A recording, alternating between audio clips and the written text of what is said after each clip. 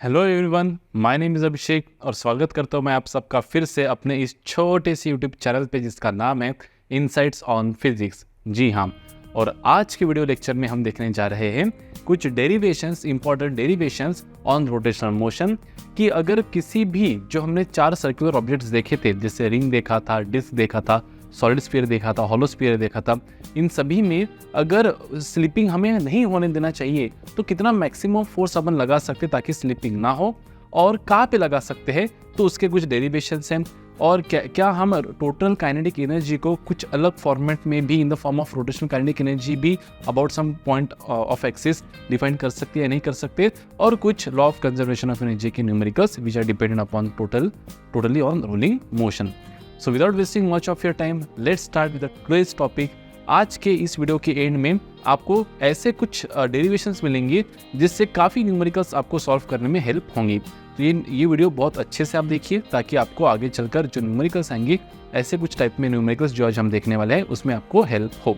So without wasting much of your time, let's start with the today's topic of some important derivations and numericals for rolling motion.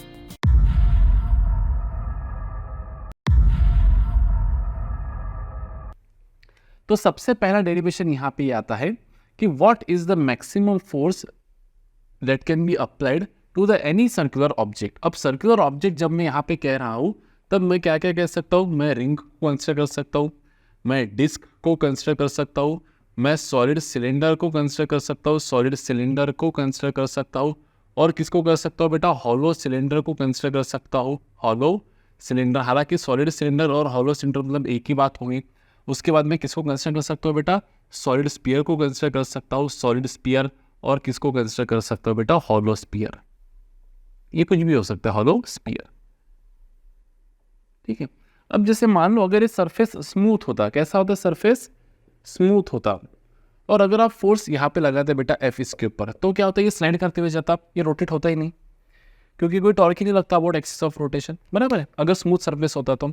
अब क्योंकि ये surface कैसा है, यहाँ पे rough surface है, तो जो हमको यहाँ पे सरफेस कंसिडर करना है वो कौन सा सरफेस कंसिडर करना है बेटा, rough surface.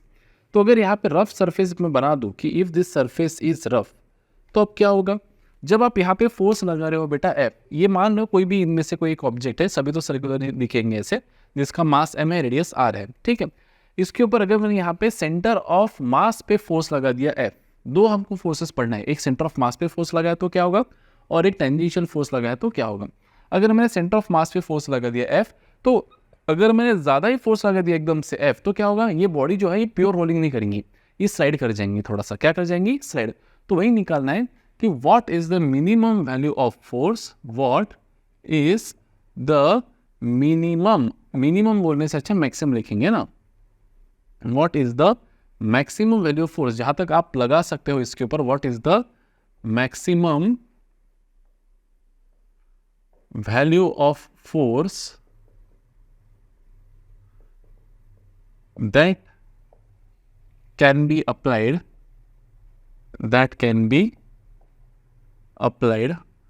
on the object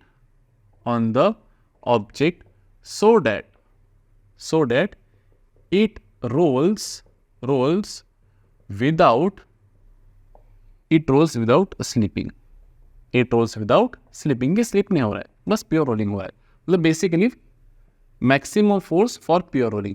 क्योंकि अगर इस वैल्यू ऑफ फोर्स के बाद जो वैल्यू अपन निकालेंगे, उस वैल्यू ऑफ फोर्स के बाद से ज़्यादा फोर्स अगर आपने लगा दिया तो फिर प्योर रोलिंग नहीं होगा, वो स्लाइड कर जाएगा, ठीक है। तो वही हमको यहाँ पे निकालना है।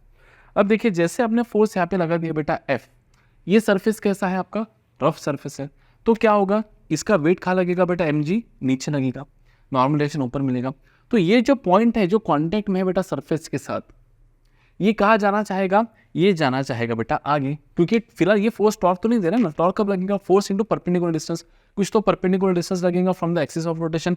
फिलहाल इस ऑब्जेक्ट का एक्सिस ऑफ रोटेशन क्या है बेटा, ये, तो यहाँ से ये line of action of force का कोई परपेंडिकुलर डिस्टेंस है ही नहीं, तो ये रोटेशनल मोशन जो देगा ये फोर्स नहीं देगा, रोटेशनल इफेक्ट, क्लियर है। तो अगर मैं यहाँ पे फोर्स एफ लगा दूं तो क्या होगा, ये बॉडी स्लाइड करना चाहेंगी, क्या करना चाहेंगे बेटा, स्लाइड करना चाहेंगे। जैसे ही बॉडी स्लाइड करना चाहेंगे, हर पार्टिकल कुछ एक्सेलरेशन ए से आगे जाना चाहेगा, तो जैसे ये पार्टिकल आगे जाना चाहेगा, ये धरती क्या बोलेंगे, ये सरफेस क्या बोलेंगे, अरे भाई फ्रिक्शन है ना, इसका रिलेटिव मोशन, इस पॉइंट का relative motion with respect to surface कहाँ होना चाहेगा बेटा, आगे। तो फ्रिक्शन कहाँ लगेगा, इसके ऊपर पीछे लग गया फ्रिक्शन। अब ये जो फ्रिक्शनल फोर्स है देखो क्या गुण खिलाएगा, ये फ्रिक्शनल फोर्स अब इस बॉडी को रोटेट करवाएगा about this axis of rotation. तो आ गया टॉर्क। तो क्या हो गया बेटा, लीनियर मोशन भी आ गया और रोटेशनल टॉर्क भी आ गया। रोटेशनल मोशन मतलब ये force into R is the perpendicular distance of this line of action from the axis of rotation. Force का line of action axis of rotation से कितने डिस्टेंस पे बेटा, आर। तो ये टॉर्क भी प्रोड्यूस करेगा और ये लीनियर मोशन तो अभी ये रोल होगा। क्या होगा, रोल। तो क्या मैं यहाँ पे ये लिख सकता हूँ बेटा कि using the concept of translational equilibrium, using the equation of translational motion, equation of translational motion, क्या लिखूंगा मैं, नेट फोर्स कितना लग रहा है बेटा, F लग रहा है आगे और फ्रिक्शन लग रहा है पीछे। तो लिखेंगे यहाँ पे F माइनस F, देखो कंफ्यूज नहीं होना है, ये F मतलब ये लगने वाला फोर्स एक्सटर्नल फोर्स और ये F मतलब बेटा frictional force. F minus F कितना हो जाएगा बेटा, M into A, equation number 1। और दूसरा लिखेंगे बेटा using the equation of rotational motion. Rotational motion कौन देगा बेटा, टॉर्क। तो टी क्या होता है, what is T, tau, what is tau, T is equal to होता है बेटा I alpha. T is equal to क्या होता है हमारा, आई अल्फा। अब देखो टॉर्क क्या है बेटा, कौन देना है, टॉर्क फ्रिक्शनल फोर्स। तो मैं यहां पे लिख सकता हूं बट टॉर्क क्या है आपका, force into perpendicular distance F R. Then क्या मैं यहां पे लिख सकता हूं बेटा कि एफ इंटू आर, टॉर्क मतलब F R is nothing but I into alpha, where alpha is the angular acceleration of that system. I क्या है हो जाएगा बेटा उसका, एंगुलर एक्सेलरेशन। क्लियर है। अब यही से अगर मुझे एफ की वैल्यू निकालना रहा तो मैं क्या लिखूंगा, एफ इज इक्वल टू क्या लिखेंगे, आई अल्फा बाय आर। लेकिन हमको ये भी पता है कि relation between linear acceleration and angular acceleration क्या है बेटा, A is equals to R alpha. तो यही एफ क्या हो जाएगा, देखो आई बाय आर वैसे के वैसा, और अल्फा क्या हो जाएगा बेटा, ए बाय आर। तो यहाँ पे लिख देते बेटा ए बाय आर। तो ये हो जाएगा बेटा आई ए बाय आर स्क्वायर।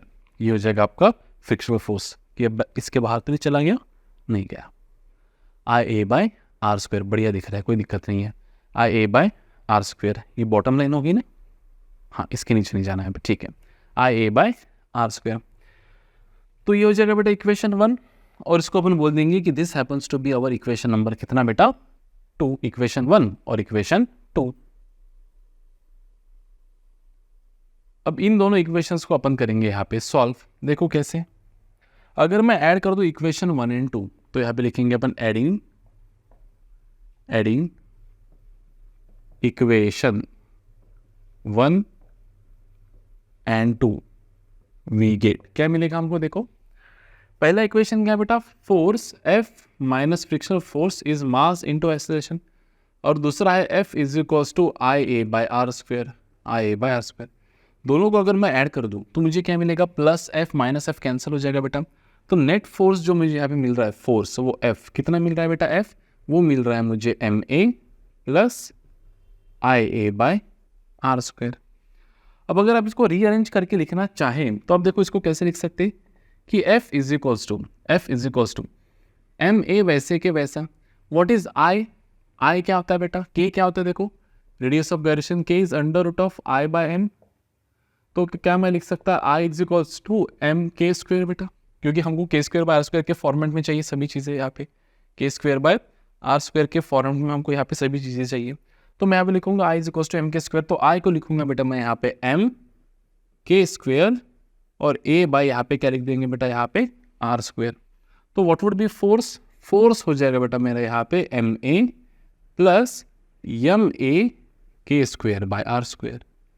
तो what would be the force, F is equals to लिखेंगे यहाँ पे बेटा M A 1 plus K square by R square. F is equals to M A K square by R square. मिल गया एक force आपको यहाँ पे। अभी आपको बेसिकली निकालना क्या था कि भाई साहब कितना होना चाहिए फोर्स ताकि स्लिपिंग ना हो, what should be the minimum force for which the slipping will not takes place. एक सेकंड में देख ले तो स्पेस है या नहीं है, थोड़ी स्पेस है तो उधर लिख देते हैं। अब देखो यहाँ से जो आपको एक्सेलरेशन मिलेगा बेटा यहाँ पे, what will be the acceleration of the system, A is equals to क्या होगा देखो, फोर्स अपॉन मास इनटू क्या लिखेंगे 1 प्लस के square by are square. So this is the value of acceleration. ये वो वैल्यू ऑफ एक्सेलरेशन है बेटा जिससे ऑब्जेक्ट चलेगा जब उसके ऊपर कितना फोर्स लगेगा बेटा, एफ। और के स्क्वायर बाय आर स्क्वायर क्या हो जाएगा उसका फैक्टर, जो रिंग के लिए होता है 1, डिस्क के लिए होता है 1/2, सॉलिड सिलेंडर के लिए बेटा 1/2 डिस्क का जो है, हॉलो सिलेंडर के लिए बेटा रिंग का जो है बेटा वो 1, सॉलिड स्फीयर के लिए 2/5, हॉलो स्फीयर के लिए 2/3, K square by R square factor से अपने निकालना देख लिया था पहले। सो अगर आपको यहाँ पे पूछा होता कि देखो, जैसे ध्यान दो, मान लो रोटेशन इफेक्ट हम यहाँ पे कंसिडर नहीं करते कि भाई रोटेशन इफेक्ट से हमारा कोई लेना देना नहीं है, तो अगर इसके ऊपर मैं फोर्स F लगाता और अगर इस सिस्टम का ये जो ऑब्जेक्ट है इसका मास कितना होता बेटा m होता, रेडियस r मान लेते हैं, मास m होता, तो what is acceleration, force is mass into acceleration, so acceleration is force upon mass. तो बिल्कुल ऑब्वियसली सही बात है, क्योंकि K square by R square factor क्या हो जाता है यहाँ पे हमारा 0। अगर के स्क्वायर बाय आर स्क्वायर क्या हो जाएगा हमारा 0, तो सीधा सीधा 1 + 0 0, 1 + 0 1, तो एक्सेलरेशन होता फोर्स अपॉन मास। लेकिन क्योंकि रोटेशनल इफेक्ट है तो एक्सेलरेशन कुछ अलग रहेगा वही फोर्स लगाने के बाद, है ना, it will be F upon m 1 + के स्क्वायर बाय आर स्क्वायर।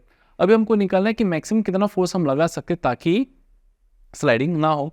तो देखिए फ्रिक्शनल फोर्स कितना हो जाएगा बेटा, देखिए frictional force F, frictional force की वैल्यू क्या हो जाएगी बेटा यहाँ पे देखिए, F इज इक्वल्स टू क्या लिखेंगे I A बाय क्या लिख देंगे यहाँ पे आर स्क्वायर। ठीक है, अब देखिए I को हम क्या लिख सकते हैं, I इज इक्वल्स टू लिख सकते हैं बेटा m के स्क्वायर, I इज m के स्क्वायर, यहाँ पे A बाय आर स्क्वायर लिखेंगे अपन वैसे के वैसा। क्लियर है।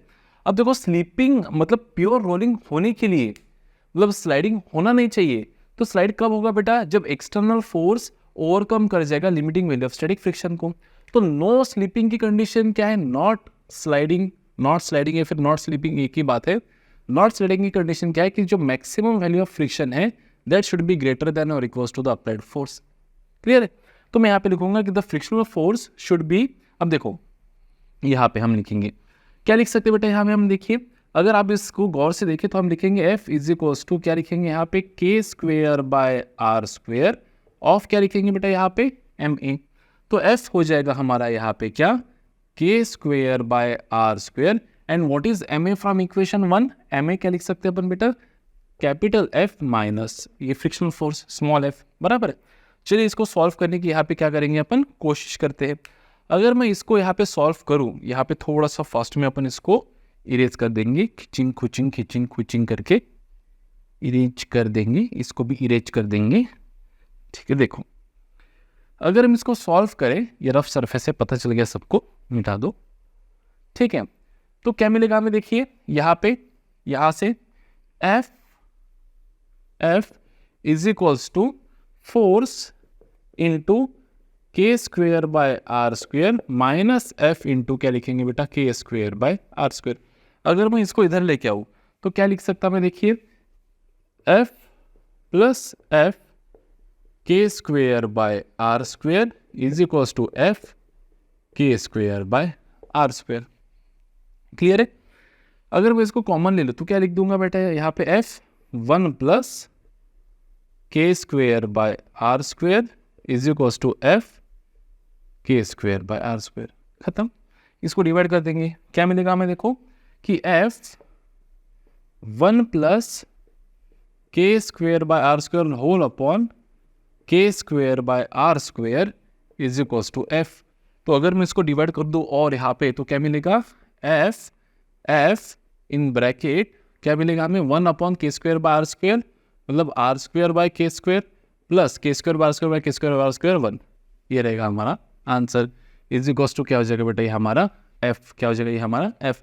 अब इसको अगर मैं थोड़ा रीअरेंज करूँ कि F के फॉर्म में तो क्या मिलेगा मुझे, F is equals to force external force upon 1 plus R square by के square. This is the answer. तो यहाँ पे क्या कंडीशन है बेटा नॉट स्लिपिंग की, कि आपका फ्रिक्शनल फोर्स जो है that should be greater than और इक्वल्स टू दिस फोर्स, तभी क्या होगा, स्लाइड नहीं होगा, मतलब प्योर रोल होगा। किसका हो गया बेटा ये कंडीशन फॉर प्योर रोलिंग का कंडीशन हो जाएगा ये। अब इसको आप अलग अलग ऑब्जेक्ट्स के लिए निकाल सकते हो। मान लो कि फॉर एग्जांपल मैं ले लेता हूँ कि मुझे निकालना है। अब देखो कोई बुक में इसको ऐसा भी लिखा होगा, एफ की वैल्यू क्या हो जाएगी बेटा हमारा म्यू एम जी। तो mu M G should be greater than और इक्वल्स टू क्या लिखेंगे, F upon 1 plus R square by के square. Mu M G should be greater than और equals to F upon 1 plus R square by के square. खत्म। तो यहां से आप म्यू की भी वैल्यू निकाल सकते हैं बेटा। You can also calculate the value of mu. कैसे? ऐसे।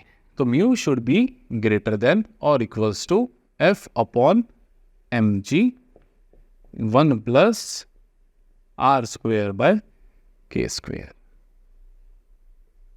और करके इसको लिखेंगे। क्लियर है? So this is the scene.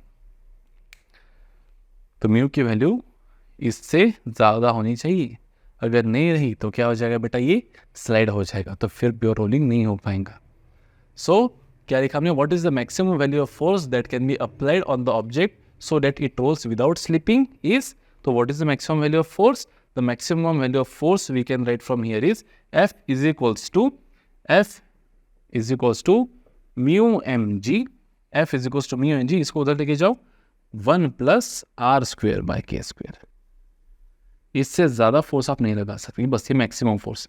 इससे ज़्यादा अगर फोर्स हो गया तो वो इम्प्योर रोलिंग की तरफ चला जाएगा। अब जैसे मान लो आपको रिंग के लिए निकालना है, तो आप क्या निकालोगे बेटा रिंग के लिए, what is k square by are square, it is 1, तो एफ हो जाएगा म्यू एम जी 1 प्लस 1 2, तो 2 F is equals to 2 mu M G, F is equals to 2 mu M g. आपको डिस्क के लिए निकालना है तो ये 1/2 खत्म। हाँ 1/2, इस तरह से आप इसको पूरा रोल कर सकते। 1/2 मतलब ये 1 प्लस 1/2, 1/2 मतलब 3 म्यू जी।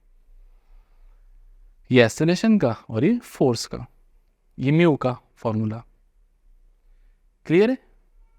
अब कोई बुक में देखो इसको क्या लिखा जाता है, कोई बुक में इसको रीअरेंज करके ऐसा भी लिखा जाता है, जैसे ये वाला है ना फॉर्मूला म्यू का, तो म्यू को ऐसा भी लिखा जाएगा, mu is equals to F वैसे के वैसे अपॉन, अगर मैं एम जी को अंदर लिख दूँ तो क्या मिलेगा मुझे, M G plus M R square G square by के स्क्वेयर।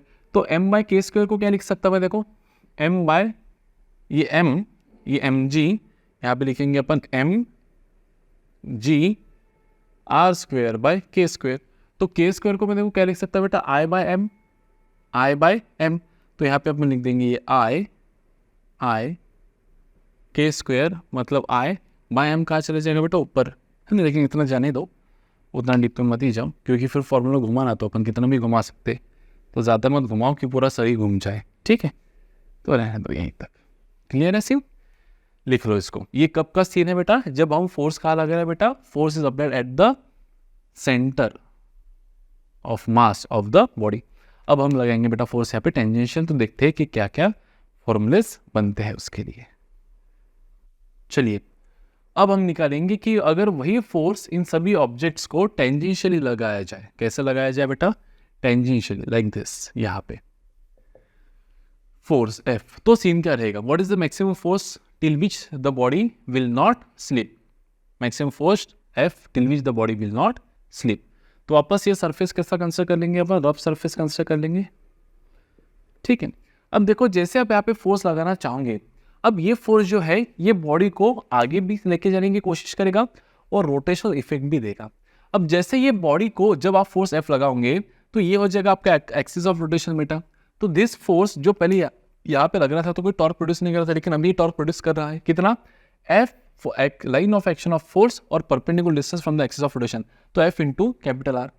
अब जैसे ये ऐसा बॉडी गोल घूमने लगेगा, जैसे बॉडी ये गोल घूमने लगेगा वैसा क्या होगा, ये जो पॉइंट इन कॉन्टैक्ट में है ये चलना, ये कहाँ मोशन में आना चाहेगा बेटा, ये मोशन में आना चाहेगा बेटा पीछे। क्यों?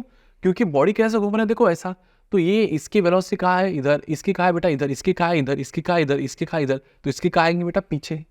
इसकी relative velocity with respect to surface कहाँ आना चाहिए बेटा पीछे, तो फोर्स क्या लगेगा, opposite to the direction of the motion in which it is trying to takes place, तो फ्रिक्शन लगेगा बेटा इस केस में आगे, समझा ना।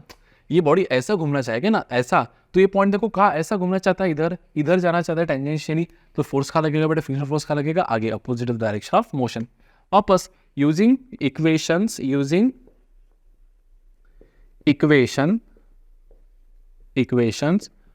Of translational motion, using equations of कौन से बेटा, ट्रांसलेशनल मोशन। क्या लिखेंगे अपन, आड़ा लिख दिया क्या मैंने पूरा ही, पहली दफा जाने दो।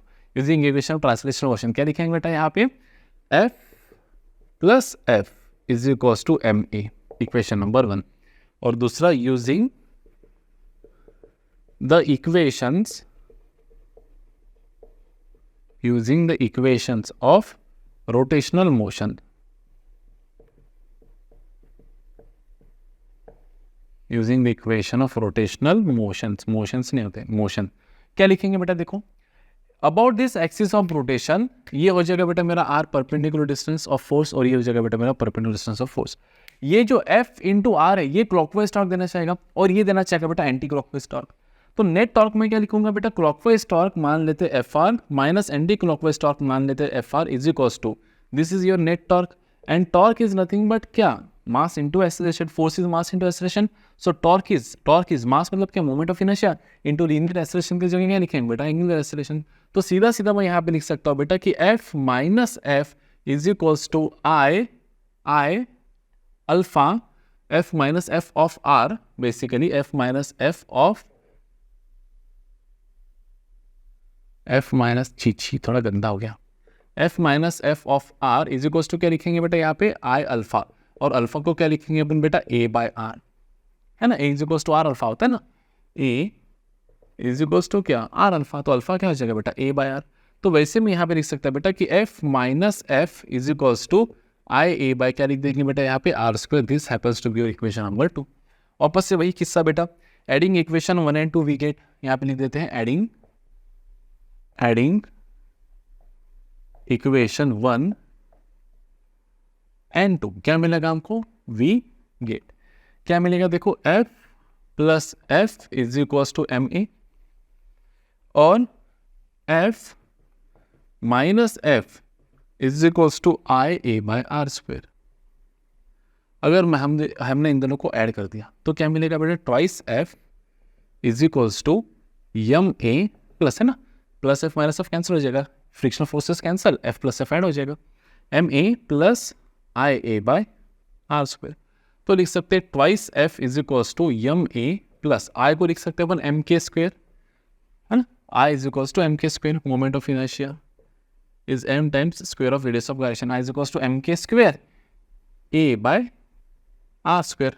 मतलब ये लिखेंगे बेटा यहाँ पे ma 1 plus k square by R square, this is twice F।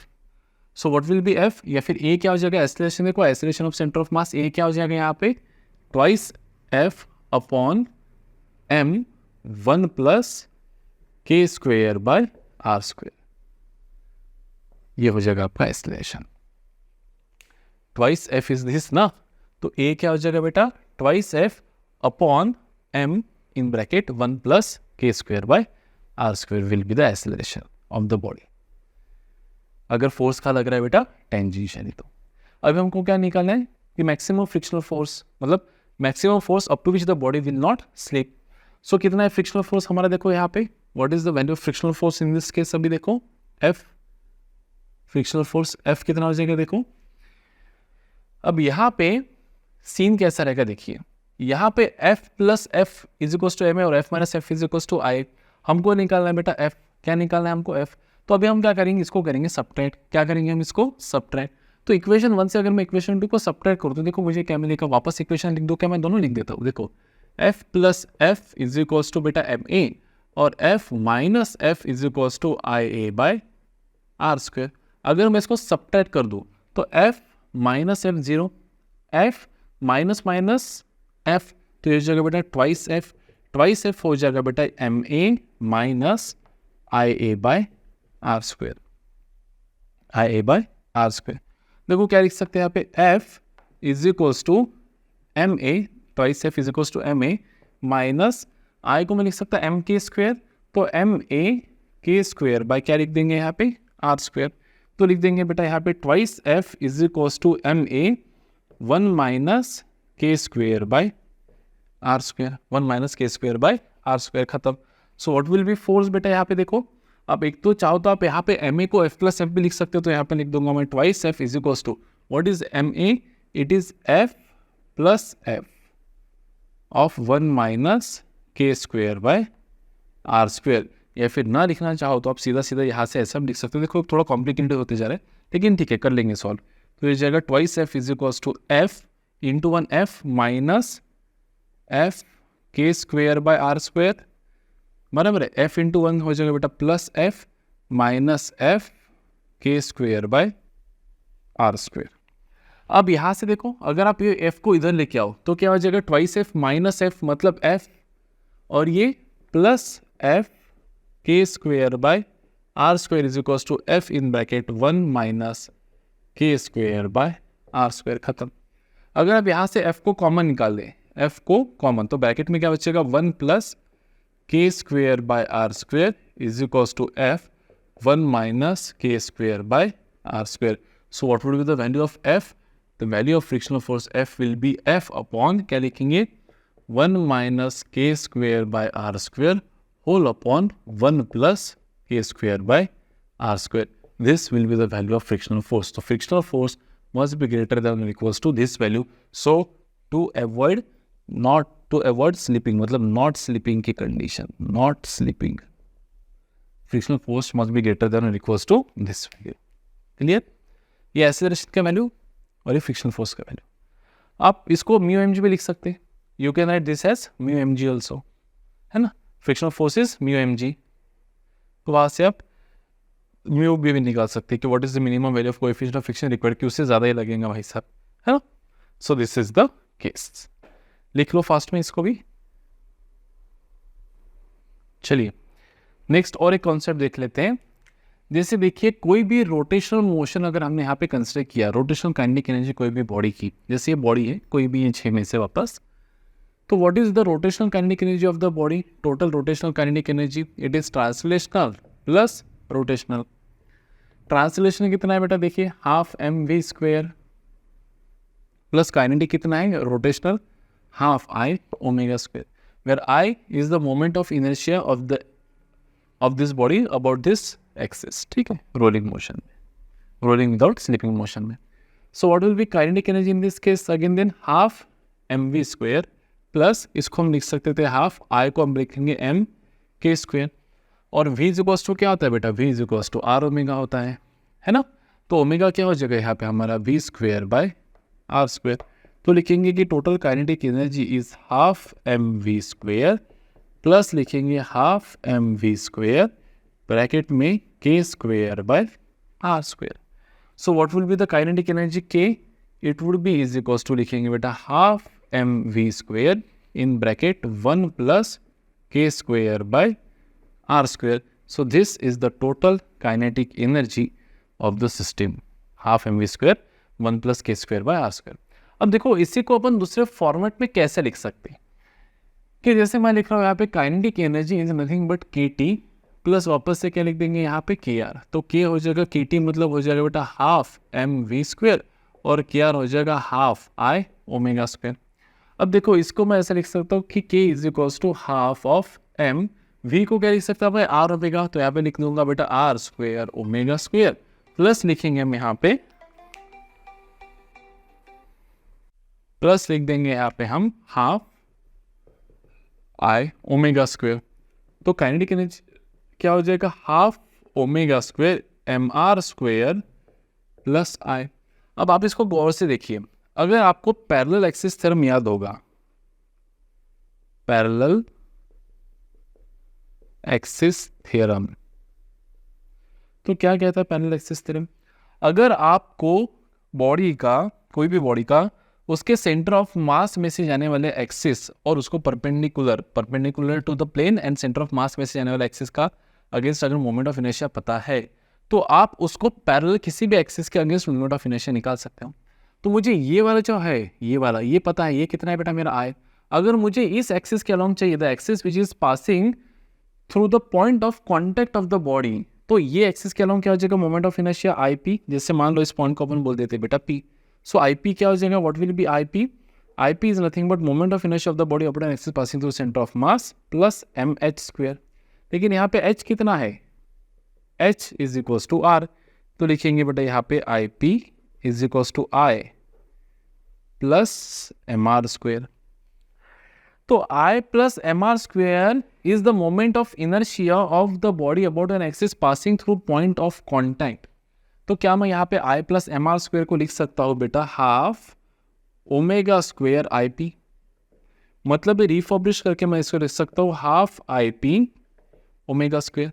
So is this the total kinetic energy. देखो टोटल काइनेटिक एनर्जी से निकाला ना हमने, के क्या है आपकी टोटल काइनेटिक एनर्जी, तो क्या ये भी टोटल काइनेटिक एनर्जी है, लेकिन ये किसके जैसे लग रही है, this kinetic energy is resembling like the rotational kinetic energy only. तो can I say that the total kinetic energy is numerically equals to the rotational kinetic energy of the body, but not about the axis passing through center of mass, about the axis passing through the point of contact. If you calculate the rotational kinetic energy of this body about the point of contact of the body with the surface, then you will get the value of that numerical value is equals to the total kinetic energy of the body. या फिर ऐसे भी हो सकते हो आप, यहाँ पे एक लाइन लिख देता हूँ मैं अगर आपको कंफ्यूज हो रहा होगा तो, the total kinetic energy of the body, the numerical value of total kinetic energy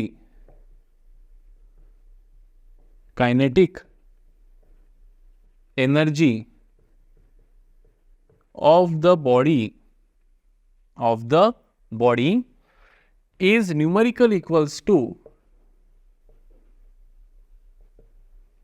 is numerically equals to the kinetic, specific लिखेंगे the rotational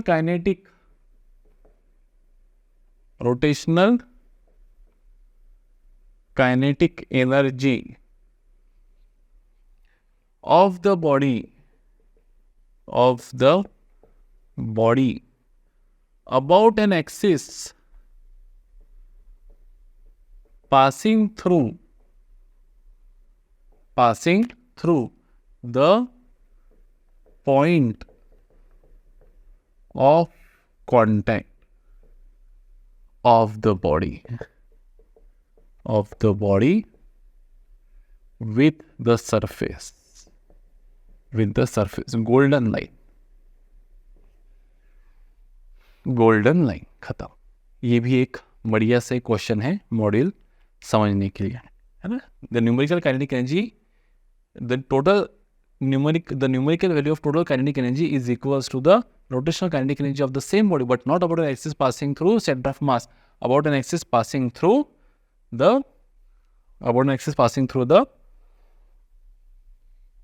point of contact। Clear है बेटा से यहाँ तक? सो दिस इज द केस। चलिए और एक numerical लेते बढ़िया से यहाँ पे, दिन रुक जाएंगे।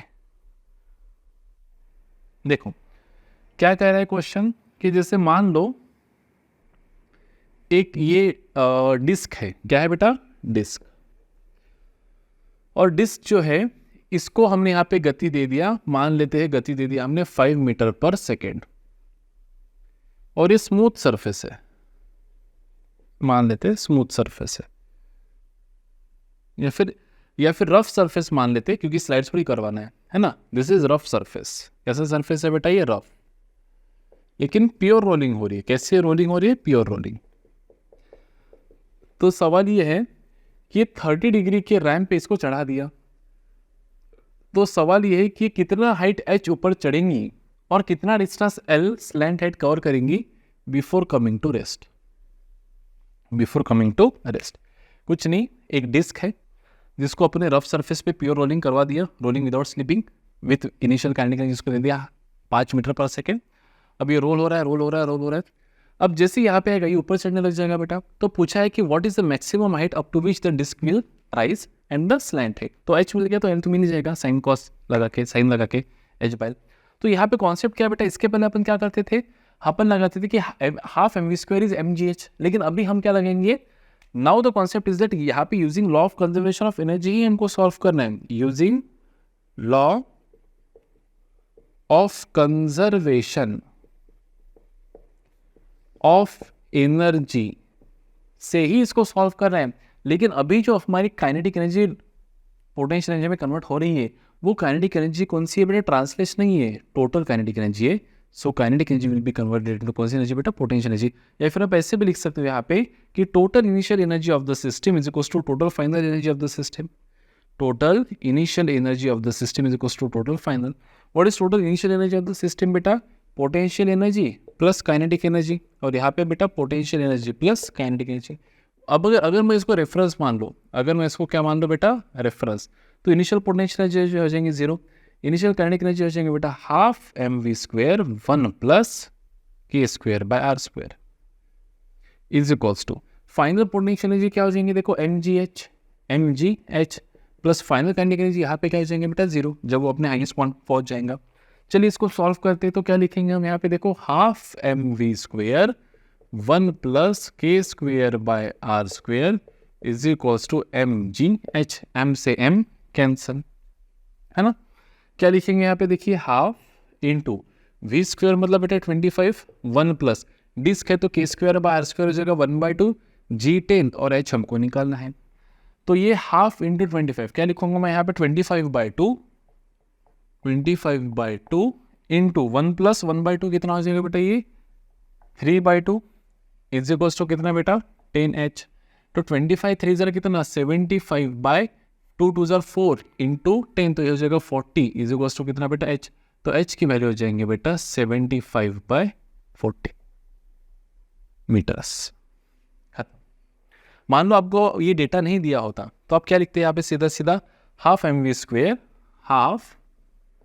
1 प्लस व्हाट इज k²/r² बेटा 1/2 इज इक्वल्स लिख देंगे यहाँ पे mgh, m से m कैंसल, तो ये v²/2 और ये कितना बेटा 3/2 इज इक्वल्स टू कितना है gh।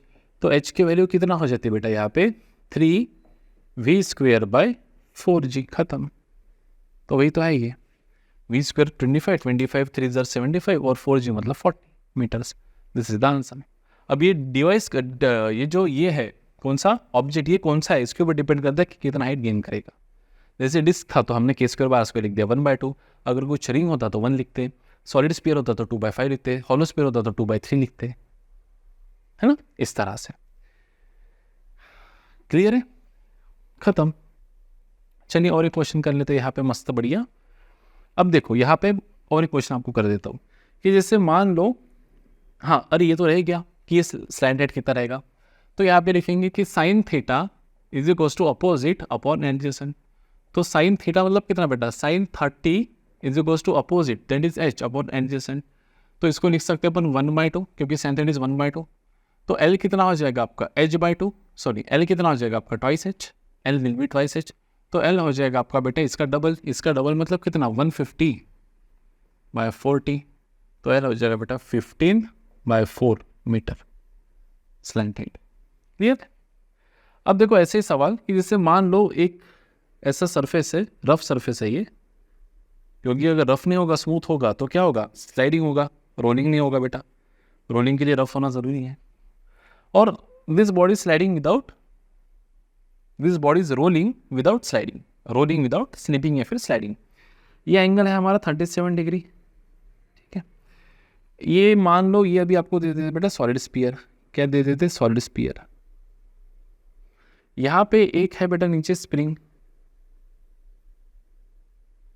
Spring of spring constant के पूछ रहा है कि ये इसको, इसका स्प्रिंग कांस्टेंट क्या है बेटा, ये जो है स्फीयर इसको कितने से कॉम्प्रेस करेगा।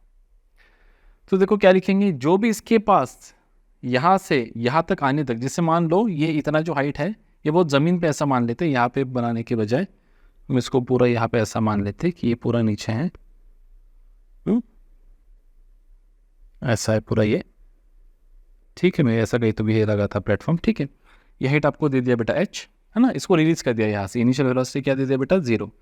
तो जब इसको कॉम्प्रेस करेगा तब पूरी की पूरी पोटेंशियल एनर्जी किस में कन्वर्ट हो जाएंगे बेटा, काइनेटिक एनर्जी में, और वही काइनेटिक एनर्जी इसको क्या करेंगे बेटा, कॉम्प्रेस करेंगे। तो क्या मैं ऐसे लिख सकता हूँ सीधा सीधा कि अगर इसका स्प्रिंग कांस्टेंट क्या है, तो क्या मैं लिख सकता हूँ कि जो mgh है वही किस में कन्वर्ट होंगी, half M we square 1 plus के स्क्वेयर बाय आर स्क्वेयर लिखेंगे बेटा यहाँ पे, और वही इसको क्या करेंगे कॉम्प्रेस, तो वही पोटेंशियल एनर्जी हाफ के स्क्वेयर में कन्वर्ट होंगी। क्लियर है।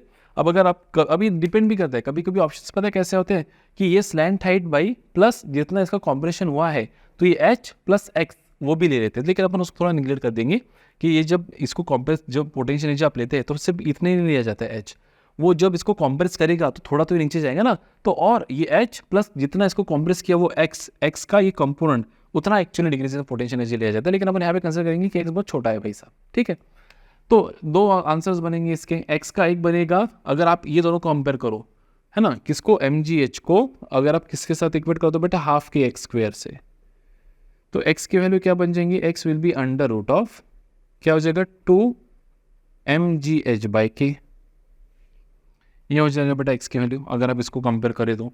ठीक है, और ये सॉलिड स्फीयर है, अगर आप इन दोनों को कंपेयर करें तो क्या हो जाएगा, देखो half M we square 1 plus solid sphere है तो क्या लिखेंगे बेटा, solid sphere 2/5 is equals to half k x square बेटा, बराबर है।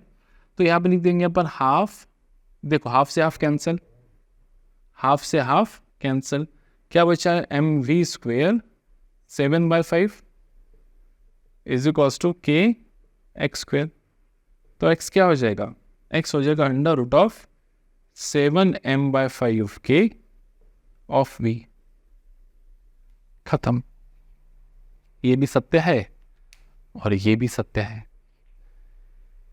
तो इस तरह से क्वेश्चंस पूछे जाते हैं। चलिए और एक क्वेश्चन कर लेते हैं बढ़िया से फास्ट में।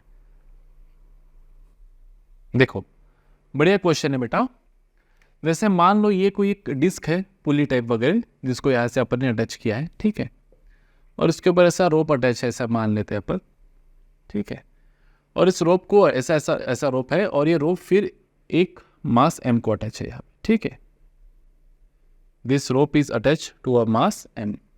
ये डिस्क टाइप है पुली, तो अगर डिस्क टाइप पुली है तो इसका जो मास मान लेंगे अपन m और रेडियस मान लेंगे बेटा r, ठीक है, अबाउट दिस एक्सिस से रोटेट कर रही है। क्लियर है। अब सवाल ये है कि जब ये बबुआ कौन इसको यहाँ से अपने पकड़ के रखा है और बाद में छोड़ दिया, तो इनिशियली ये क्या है बेटा रेस्ट में था, जब इसको मैंने यहाँ से छोड़ दिया तो क्या होगा, ये सर सर सर सर सर सर घूमेंगी, ये नीचे आएगा और ये गोल गोल घूमेगा बेटा। तो इसको घुमाने के लिए कौन रिस्पॉन्सिबल है बेटा, ये पुली जो है, ये पुली को कौन घुमा रहा है, रोटेशनल मोशन परफॉर्म करेंगे बेटा पुली, तो इसको कौन घुमाएगा बेटा, the tension in the string, the tension in the string will rotate, है ना, और वो टेंशन इन द स्ट्रिंग क्या करेगा, इसको रोटेट करेगा, this tension into this r is nothing but the torque, torque acting on a pulley is nothing but क्या, tension into r, ये टॉर्क इसको क्या कर रहा है बेटा, घुमा रहा है। अब ये जो है ये बॉडी ये कहाँ जा रही है बेटा, नीचे जा रही है, तो सवाल वही है कि जब ये बॉडी कुछ हाइट h इतना नीचे चली जाएंगी, कुछ हाइट h इतना नीचे चली जाएंगी, तो इसका तब ओमेगा क्या रहेगा, एंगुलर वेलोसिटी क्या रहेगा। तो बात वही बनती है, using law of conservation of energy, using law of conservation of energy, क्या कहते हैं law of conservation of energy, कि the total initial energy of the system is equals to total final energy of the system. अगर कोई non conservative forces, मान लेते कि पूरे सिस्टम में कोई नॉन कंजर्वेटिव फोर्सेस नहीं लग रहे भाई साहब, ठीक है, तो ब्लॉक इन, जैसे इसको मान लेते हैं अपन रेफरेंस, इसको क्या मान लेंगे बेटा यहाँ पे, we will consider this as a reference. तो टोटल इनिशियल एनर्जी, अब इनिशियल पोटेंशियल एनर्जी कितना बेटा इसका, ब्लॉक का 0, इनिशियल काइनेटिक एनर्जी भी क्या है 0, इसका तो पोटेंशियल एनर्जी है ही नहीं ऐसा, क्योंकि ये रोटेशनल मोशन परफॉर्म करेगा, काइनेटिक एनर्जी क्या है बेटा इसका 0, तो सब 0 है बेटा टोटल इनिशियल। फाइनली क्या होगा, ये ब्लॉक h नीचे आ जाएगा, तो पोटेंशियल एनर्जी क्या हो जाएंगे बेटा, देखो -mgh, पोटेंशियल एनर्जी इसका रेफरेंस से कहाँ गई नीचे, अगर ऊपर जाता तो प्लस mgh, नीचे आता तो -mgh, इसका पोटेंशियल एनर्जी घट गया, प्लस इसमें क्या आ गया बेटा, काइनेटिक एनर्जी आ गया, क्या आ गया काइनेटिक एनर्जी, और इसमें कौन सा आ जाएगा, इसमें ट्रांसलेशनल काइनेटिक एनर्जी आ गया, और इसमें कौन सा आ गया बेटा, रोटेशनल काइनेटिक एनर्जी। तो मान लो जब ये ब्लॉक यहाँ पे आएगा तो इसकी वेलोसिटी क्या रहेंगे बेटा, नीचे v, तो अगर इसकी वेलोसिटी v है तो वही वेलोसिटी हर पॉइंट की होंगे बेटा, तो इस पॉइंट की भी टेंजेंशियल वेलोसिटी क्या होंगे बेटा v, और v क्या होगा बेटा आपका r ओमेगा, अरे यार रेडियस r है ना बेटा, r ओमेगा। तो ये जो पोटेंशियल एनर्जी डिक्रीज हुई है तो इसकी टोटल अपन क्या लिखेंगे, टोटल फाइनल एनर्जी। तो टोटल फाइनल एनर्जी में क्या, इसकी पोटेंशियल एनर्जी, इसकी पोटेंशियल एनर्जी, इसकी काइनेटिक एनर्जी, इसका है, तो इसकी पोटेंशियल एनर्जी कितनी होगी बेटा, माइनस एनर्जी प्लस इसकी काइनेटिक एनर्जी कितनी हो जाएंगे बेटा, हाफ एम वी स्क्वायर, है ना। इसका भी मास एम मान लेते, इसका भी मास एम मान लेते, ईज ऑफ कैलकुलेशन के लिए दोनों मास एम के ही है। प्लस इसका काइनेटिक एनर्जी आ गया बेटा, इसका काइनेटिक एनर्जी कितना आ जाएगा, हाफ आई ओमेगा स्क्वायर। तो अगर मैं इसको सॉल्व करूँ तो देखो कैसे सॉल्व करूंगा, एम जी को इधर ले लो तो लिखेंगे बेटा M G H is equals to क्या लिखेंगे यहाँ पे, half M V square plus half I omega square. अब अगर आप इसको गौर से देखो तो पता है आपको क्या पता चलेगा कि इसकी पोटेंशियल एनर्जी जो डिक्रीज हुई है वो कहाँ गई है, खुद उस बॉडी के काइनेटिक एनर्जी में कन्वर्ट हुई है और इसके रोटेशनल काइनेटिक एनर्जी में कन्वर्ट हुई है। So the decrease in potential energy of the block is converted into the translational kinetic energy of the block and rotational kinetic energy of the block। अब अगर आप इसको गौर से देखिए तो लिखेंगे यहाँ पे M G H is equals to क्या, half M we square plus I को क्या लिख सकते हैं, देखो what is moment of inertia of this disc, M R square by 2। तो यहाँ पे अगर आपको आई के फॉर्म में लिखना है तो आई के फॉर्म में लिखो, है ना। फिर इतना डबल स्टेप लिखा है क्यों सर, तो ठीक है लिख देते यहाँ पे आई, और ओमेगा को लिखेंगे बेटा वी स्क्वेयर बाय क्या लिख देंगे बेटा यहाँ पे R square, V square by क्या लिख देंगे बेटा यहाँ पे आर स्क्वेयर, है ना। आई को आई रहने देते हैं, ठीक है चलता है। तो एक काम करते हैं, सबको मल्टीप्लाई बाय 2 कर देते, तो ये 2 ये कट जाएगा और ये भी कट जाएगा, है ना। हमको निकालना क्या है, क्या निकालना है बेटा, हमको वेलोसिटी निकालना है ना, वेलोसिटी। तो देखो यहाँ से लिखेंगे अपन 2 mgh is equals to V square M plus I by are square. So what is v बेटा, it is under root of 2 mgh upon m plus I by are square, this is the velocity. अब इसको modify कर करके अगर आपको लिखना होगा तो आप ऐसे भी लिख सकते हो, v is equals to under root of 2 mgh upon, है ना, m प्लस आई को आप लिख सकते हो m के स्क्वेयर बाय आर स्क्वेयर। आप बोलेंगे सर आपको के स्क्वेयर आर स्क्वेयर ज़्यादा ही पसंद है कि हमेशा उसको ही लाते हो, है ना। 2s mgh अपॉन नीचे से m कॉमन ले लो तो क्या बचेगा 1 प्लस के square by are square, m से m कैंसिल, तो v क्या हो जाएगा under root of 2gh upon 1 plus के स्क्वेयर बाय आर स्क्वेयर। ये मैंने जानबूझ कर किया। देखो कुछ याद आ रहा है क्या आपको, कुछ याद आ रहा है क्या, देखो क्या वो ये फॉर्मूला उसका है बेटा, when a body is rolling down on a inclined plane at an angle theta, on a rough inclined plane at an angle theta, and the velocity at the bottom of the body is under root of 2gh upon 1 plus K square by R square, खत्म। तो इसका acceleration भी क्या रहेगा, जो इसका रहेगा a is equals to क्या, g sine theta upon 1 plus के square by are square, that's it. इसीलिए मैंने ये लिखा, इसीलिए लिखा है, इसीलिए लिखा है। आप निकाल भी सकते हो एक्सेलरेशन, पता है कैसे है, देखो एवरीबडी निकाल देना। जैसे यहाँ पे v is equals to are omega, तो a इज इक्वल्स टू क्या लिखेंगे बेटा आर अल्फा। इस पॉइंट का एक्सेलरेशन क्या रहेगा आर अल्फा, बराबर है। तो क्या लिखेंगे यहाँ पे, देखिए यहाँ पे एक्सेलरेशन क्या लग रहा है नीचे, तो mg minus T is ma, और यहाँ पे t इज इक्वल्स टू क्या लिखेंगे, t is equals to torque कितना लग रहा है, t is equals to I alpha, है ना। अगर इसका एवरीबडी मैं लिखूँ इस बॉडी का, तो इस बॉडी के लिए नीचे क्या लग रहा है बेटा mg, ऊपर क्या लग रहा है बेटा t, and that net force is nothing but mass into acceleration of the body. इस बॉडी का नीचे क्या लग रहा है बेटा mg, ऊपर क्या लग रहा है बेटा t, so mg minus T is ma, acceleration ये से नीचे आ रहा है, ठीक है। और अगर मैं यहाँ पे लिखूँ बेटा क्या, टेंशन, तो t क्या है, ये t टेंशन, टॉर्क कितना लग रहा है बेटा, t is equals to I alpha, तो टॉर्क कितना हो जाएगा, t is equals to I alpha, और आई अल्फा क्या होता है बेटा आपका टॉर्क, टॉर्क क्या होता है फोर्स, कितना लग रहा है force, t into perpendicular distance कितना बेटा r, t इंटू आर, खत्म। देखो अगर आप इन दोनों को सॉल्व कर तो कैसे, टॉर्क कितना लग रहा है, इसके ऊपर टॉर्क इज फोर्स, फोर्स कौन सा लग रहा है, इसके ऊपर कौन सा फोर्स लग रहा है बेटा टेंशन, तो टेंशन कितना है t इंटू परपेंडिकुलर डिस्टेंस कितना, तो t is equals to I alpha भी, और t is equals to force into perpendicular distance, मतलब फोर्स इंटू परपेंडिकुलर डिस्टेंस मतलब r भी। तो क्या लिख दे, कोई एक ही लिख लेते, हमको यही निकालना है वैसे भी, है ना। तो t को क्या लिख देते, देखो पहला इक्वेशन हो जाएगा हमारा mg minus T is equals to ma, दूसरा अपन लिखेंगे इस ये फॉर्म में चाहिए आपको, तो यहाँ से देखो t को मैं क्या लिख सकता हूँ, t को आई अल्फा बाय आर, तो t को लिख सकता बेटा मैं आई अल्फा बाय आर, है ना, देखो ना, टी को मैं क्या लिख सकता, टी को I alpha by R, A is equals to R alpha है बेटा, तो अल्फा क्या हो जाएगा आपका ए बाय आर, मतलब आर स्क्वायर हो जाएगा ये। अगर आप इसको ऐड कर दो तो टी से टी कैंसिल, क्या मिल रहा है आपको, M G is equals to M A plus I A by R square. आपको निकालना है बेटा ए, क्या निकालना है आपको ए, तो क्या मिलेगा आपको यहाँ से ए ए ए ए क्या मिलेगा, एम जी अपॉन, है ना, देखो ए क्या मिलेगा आपको, यहाँ से ए कॉमन निकाल लो, तो यहाँ पे कहीं बचा ना स्पेस, कहाँ पे स्पेस बचा है देखने तो मुझे, एक मिनट, इसको मिटा देते थोड़ा, ये पार्ट को मिटा देते, ठीक है। वहां से अगर मैं ए को कॉमन निकाल दूं तो क्या मिलेगा बेटा, यहाँ पे देखो M G is equals to A M plus I by R square. जगह कम होने की वजह से यहीं पे आई को अपन लिख देंगे एम के स्क्वायर,